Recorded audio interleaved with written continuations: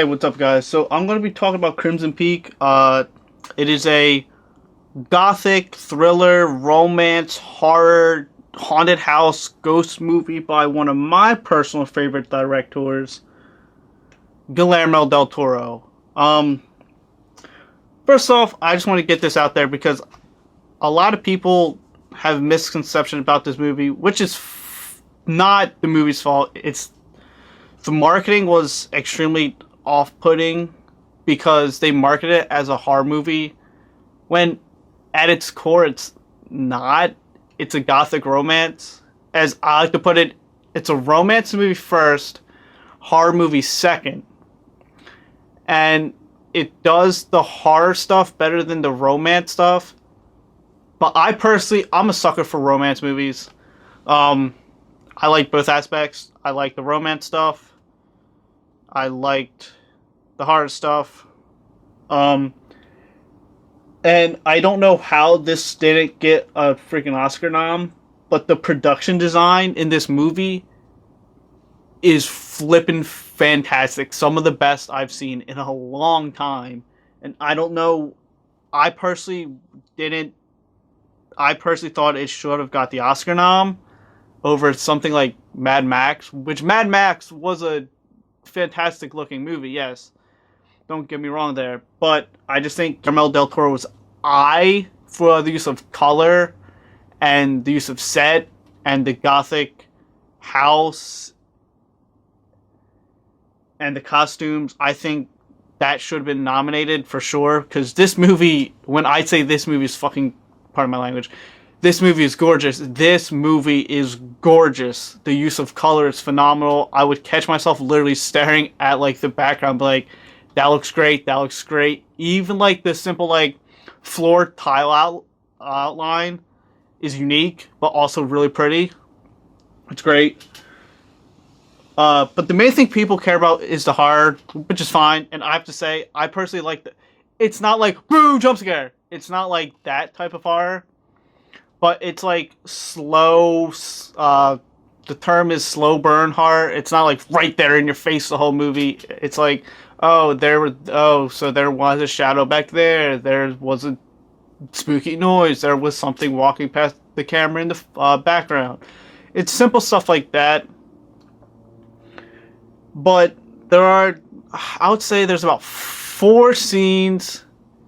That's not a spoiler because you don't know when the scenes are going to happen. But there's about 4 scenes where like the ghost or spectrals, the spiritual beings, show themselves, and they're grotesquely beautiful. As odd as that sounds, excuse me. And a lot of people thought that they were CG, but if you watch it carefully, you can see that they're practical with touches of CG to make them look Phantom-esque. Because you can't just have like a literal human being there being like, I'm a spooky ghost. Like, no, you have to make them look ghostly, which I thought was really nice. And like, if you look closely, you can actually see that there is a practical creature design being used there. And the color use, once again, I'm sorry I keep bringing this up, but the color use really pops out, especially for the main character. I forget the actress's name. She was Alice in the Wonderland movie from a few years ago, and in the upcoming sequel to it this year.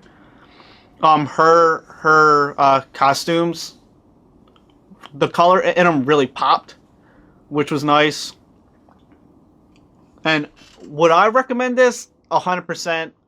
If you like romance movies, check it out. If you like horror movies, check it out. But don't go in expecting like something like, I want a good example. I'm going to just say Conjuring. Don't expect something like Conjuring. Don't go in knowing like, oh, there's going to be scares throughout, because there's not. There are moments where it's like strictly like character relationship development moments. But the way the story is paced, I think it's paced well. I can understand why people would be like, oh, this is a slow movie, it's not a horror movie in my face 24 hours a day, So, I'm just going to say check it out, rent it. If you're a horror or romance fan, I would say buy it.